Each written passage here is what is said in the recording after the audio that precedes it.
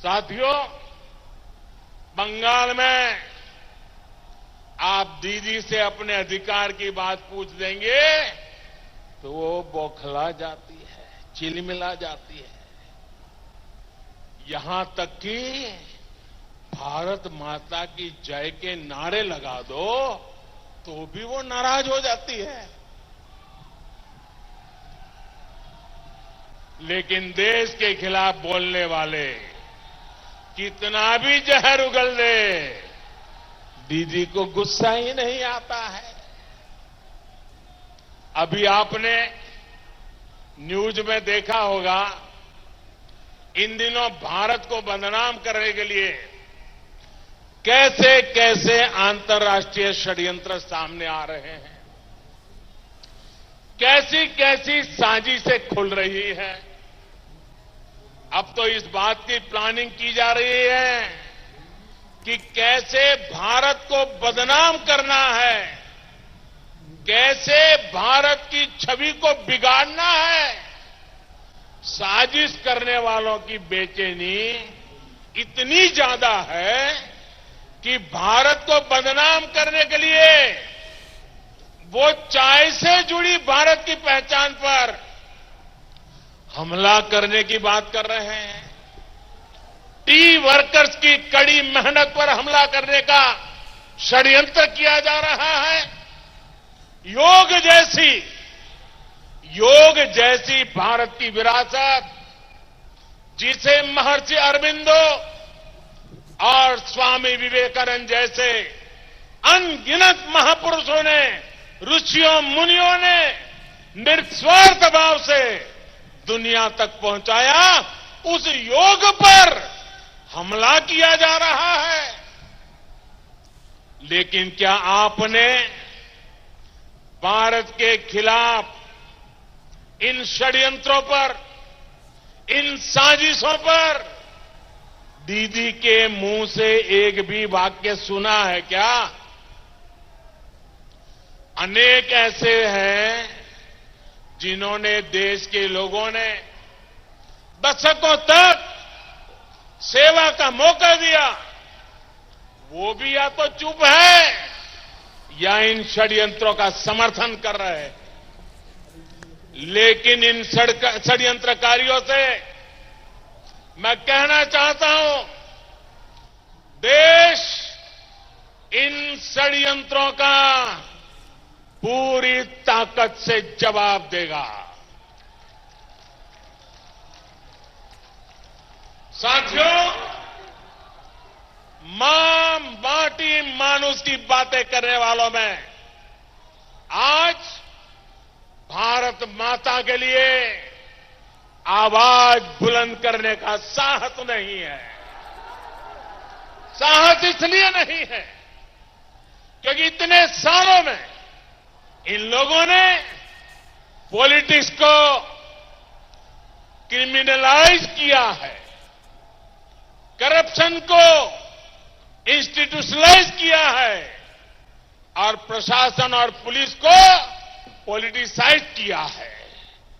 आपको याद होगा, अभी कुछ दिन पहले ही मारी जापी नरसंहार की दुखद बरसी थी।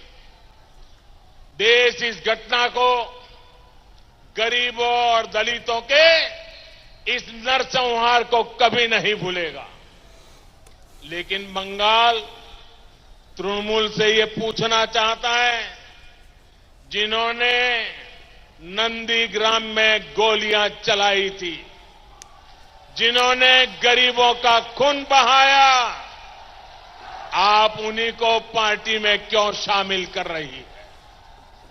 बंगाल पूछना चाहता है, क्या बंगाल का गरीब क्या केवल वोट लेने के लिए ही है? भाइयों बहनों, ये वो सरकार है जो आपदा में भी, मुसीबत के समय भी भ्रष्टाचार के रास्ते खोजती रहती है। इससे बड़ा अपराध और क्या हो सकता है?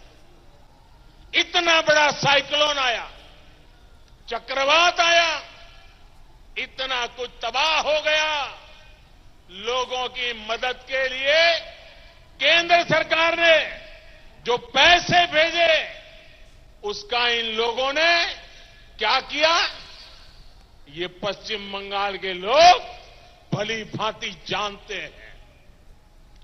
हालात ये थे कि कोर्ट तक को इस पर सख्त टिप्पणी करनी पड़ी। आप कोरोना के दौरान आए संकट को भी याद करिए।